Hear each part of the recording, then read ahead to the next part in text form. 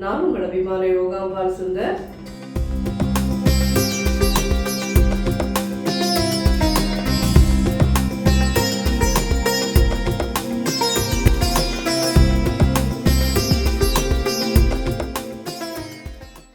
இன்னைக்கு என்ன பார்க்க போறோம் அப்படி சொல்லி கேட்டேன்னா, முழு கத்திரிக்காய் இதை வச்சு பேங்கன் பர்த்தா அப்படின்றது பண்ண போகிறோம்.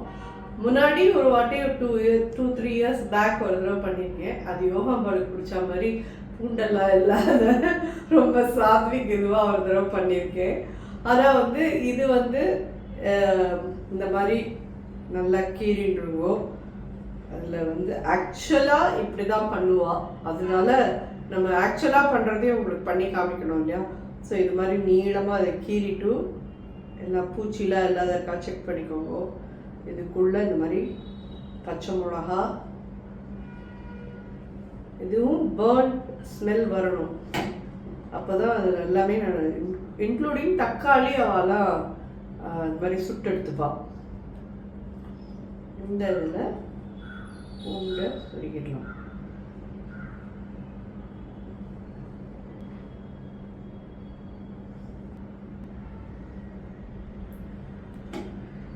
என்னப்பா நீ இப்படி ஆயிட்ட அப்படிங்கிறா இந்த பண்ணுறதுனே எனக்கே தெரியல. பிகாஸ் உனக்கு வேண்டான்றதுக்கோசரம் எங்களுக்கெல்லாம் பண்ணாத விடாத அப்படின்னு குழந்தையெல்லாம் என்கிட்ட சண்டை போடுறா.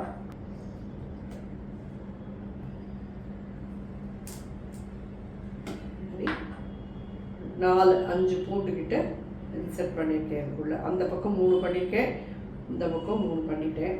ஒரு 6 பூண்டு வச்சுருக்கேன். இதுக்கு மேலே வேண்டாம். ஸோ இதுக்குள்ளே தவிர 3 பச்சை மிளகாயும் இன்செர்ட் பண்ணியிருக்கேன். இதை ஆக்சுவலி நீங்கள் உங்கள்கிட்ட இதுக்கு மேலே கொஞ்சம் எண்ணெயை தடவி இது சுடுறதுக்கு உங்கள்கிட்ட கேஸ் ஸ்டவ் மேலே இந்த சப்பாத்திக்கு இது பண்ணுவோம் இல்லையா, அது இருந்ததுன்னா கூட போட்டுட்டீங்கன்னா கொஞ்சம் கஷ்டம் இல்லாமல் நீங்கள் திருப்பிக்கலாம். நம்ம அது வழக்கம் போல் அது எங்கேயோ வச்சுட்டோம். அது சமயத்துக்கு அது தேடுறதே கிடைக்கல. ஸோ அதனால இப்படியே பண்ணுறேன். உங்களுக்கு இது எப்படி பண்ணி காமிக்கணும்னு பார்க்குறேன். இதெல்லாம் பூண்டு இருக்குது தெரியுதா? இது நல்லா இப்போது சுற்றி இதை சுடுறது இதெல்லாமும் நல்லா சுட்டு நல்லா அதாகும். இது அப்படி எப்படிமா சுடுறதுக்கு குறைஞ்சபட்சம் ஒரு 15 நிமிஷம் ஆகும். நிதானமான தீயில வச்சுட்டு இது சுடுங்கோ. ரொம்ப பெருசாக வச்சுட்டு சுட்டெல்லாம் மேலே இருக்கிற தோலிலாம் மட்டும் தான மாதிரி ஆகும், உள்ளெல்லாம் சரியாக வேகாது. ஸோ பட்டக்குன்னு சத்தம் கேட்கறது பற்றியெல்லாம் இந்த மாதிரி சத்தம் கேட்கும். கத்திரிக்காய் முன்னாதாக்கு நிறைய பேர் எண்ணத்தனை வயசில் இருக்கிறவாலாம் கத்திரிக்காய் தொகையலுக்கு இந்த மாதிரி என்ன ஆனாலும் சொல்லுவேன், இந்த மாதிரி சுட்டு பண்ணுறதே கத்திரிக்காய் தொகையல், கத்திரிக்காய் குப்ஸு, அதே மாதிரி கத்திரிக்காயில் கடையல், அது எல்லாமே இந்த மாதிரி சுட்டு பண்ணினோன்னா அதோட அந்த பேர்ன் ஸ்மெல்லோட இருக்கிறதே அது ஒரு தனி ருசி, அது ஒரு தனி வாசனை தான். இதனால எல்லாமே ஈஸியாக இருக்கணும்னு வதக்கிட்டு பண்ணுறா. வதக்கி பண்ணுறதோட எனக்கு இந்த கத்திரிக்காய் சுடுற வாசனை எனக்கு ரொம்ப பிடிக்கும். கத்திரிக்காயே எனக்கு ரொம்ப பிடிக்கும், நான் இல்லைன்னு சொல்லலை. அதில் இது மாதிரி சுடுற இது எனக்கு ரொம்பவே பிடிக்கும். இது நல்லா சுட்டதுக்கு அப்புறமா ஃபுல்லாக இது மாதிரியே சுற்றி வச்சு சுட்டுடலாம். உங்களுக்கே தெரியும். இது பிறகு இந்த பச்சை மிளகாலாம் நல்லா சுடுறது தெரிஞ்சிருக்கா இங்கெல்லாம் உங்களுக்கு. இதை இதோட சாப்பிட்றதே ரொம்ப ரொம்ப நல்லாயிருக்கும். நம்ம இது மாதிரி ஃபுல்லாக சுட்டுட்டு பார்க்கலாம். பார்த்தீங்கன்னா நல்லா சுட்டாச்சு. பூண்டெல்லாமல் இந்த மாதிரி சுட்டுருக்கு. ஸோ இது கொஞ்சம் ஆறட்டும். தோலியெல்லாம் உரிச்சிட்டு இல்லாமல் இந்த இது மேலே இருக்கிற இந்த கருப்பு இதெல்லாமும் எடுத்துடணும். பூண்டு மேலே இப்படி கருப்பாக இருக்குது பார்த்தீங்களா, இதெல்லாமே எடுத்துட்டு எல்லாத்தையும் ஒன்றா சேர்த்து நெசுக்கி அதுக்கப்புறமா நம்ம இந்த பர்த்தா பண்ணணும். இதை எடுத்துகிட்டு வரேன் எல்லாத்தையும். கத்திரிக்காயோட இந்த பச்சை மிளகா, இந்த பூண்டு எல்லாத்தையும் போட்டுடலாம். எல்லாத்துலேருந்துமே இந்த கருப்பு இதை எடுத்துடணும். நம்ம இதை நல்லா ஸ்மாஷ் பண்ணிக்கணும்.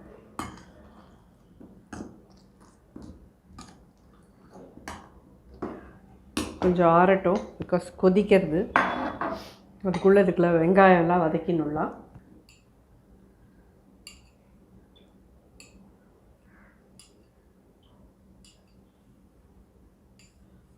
6 டீஸ்பூன் எண்ணெய் விட்டுருக்கேன். 1/4 டீஸ்பூன் சீரகம், ஒரு பெரிய வெங்காயம் பொடியாக கட் பண்ணியிருக்கேன். 1/4 டீஸ்பூன் மஞ்சள் பொடி போடுறேன். ஒரே ஒரு வரமிளகா, ஒரே ஒரு பச்சை மிளகா. வெங்காயம் வந்து நல்லா ஒரு 2-3 மினிட்ஸ் நல்லா வதக்கிடுங்கோ. அப்புறம் இது 2 வந்து மீடியம் சைஸ் தக்காளி, 2 தக்காளி நல்லா பொடியாக கட் பண்ணி வச்சுருக்கேன். இதையும் இதில் ஆட் பண்ணலாம். 1/2 டீஸ்பூன் தனியா பொடி. ஆல்ரெடி பச்சை மிளகா அதில் போட்டிருக்கோம், இதுலேயும் போட்டிருக்கோம், வரமிளகா வேறு போட்டிருக்கோம். அதனால் ஒரு 1/4 டீஸ்பூன் போடுறேன் மிளகா அப்படி.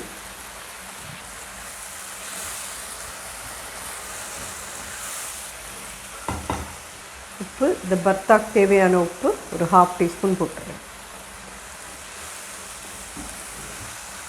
தக்காளி நல்லா வதங்கணும்.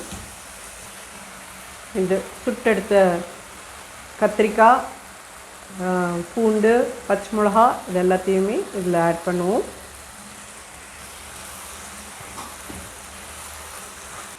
இது எல்லாத்தையும் ஸ்மாஷ் பண்ணிப்போம். நல்லா மசிச்சு விட்ருக்கோம். இதை மூடி போட்டு ஒரு 2-3 மினிட்ஸ் மூடி இருக்கட்டும். அதுக்கப்புறம் ஃபைனலாக கசூரி மேத்தி கொஞ்சம் போட்டு, கரம் மசாலா பொடி போட்டு, கொத்தமல்லி போட்டோன்னா ஜோரான பெங்கன் பர்த்தா தயார். இந்த சுட்ட வாசனை இருக்கே அது அபாரம். ஆனால் எதுவாக இருந்தாலுமே, தொகையலாக இருந்தாலுமே வதக்கி பண்ணுறதை விட நீங்கள் சுட்டுட்டு பண்ணி பாருங்களேன், ரொம்ப நல்லாயிருக்கும். ஆனால் அந்த சுட்ட வாசனை சில பேருக்கு பிடிக்காது இல்லையா? அதனால வந்து நீங்கள் என்ன பண்ணுங்க, தொகையில் அரைக்கிறது நிறைய ஈக்குவல் அமௌண்ட்டு கொத்தமல்லியை வச்சுட்டு முதல்ல கொத்தமல்லி, புளி, உப்பு, நீங்கள் வறுத்துருக்க மிளகா வத்தல் இது எல்லாத்தையும் போட்டு நல்லா அரைச்சிடுங்கோ. அதுக்கப்புறமா பருப்பு எல்லாத்தையும் போட்டு 2 சுற்று சுற்றுங்கோ. கடைசியாக சுட்ட கத்திரிக்காயை போட்டு 2 பல்சஸ் மட்டும் கொடுத்துட்டு எடுத்துட்டேன்னா ரொம்ப ஜோராக அம்மியில் அரைச்சா மாதிரியே வரும் உங்களுக்கு தொகை. ஸோ இது ஜோராக ரெடி ஆகிடுது. இது வந்து கொஞ்சம் காரசாரமாக தான் இருக்கும்.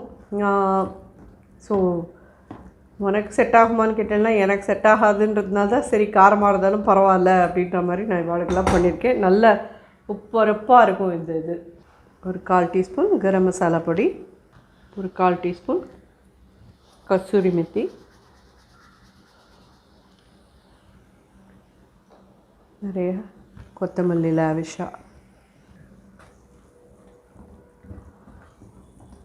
ஸோ ஜோரான பெங்கன் பர்த்தா தயாராகிடுது.